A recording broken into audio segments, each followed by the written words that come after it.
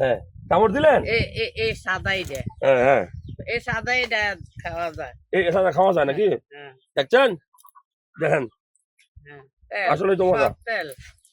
এটা হলো এই যে এই গাছ, এরা দেখতেছেন এই গাছ থেকে ফেলা হয়েছে, দেখেন এই যে এই বসে, এই কত বসে দেখো তো, এই দেখেন ফাঁকা।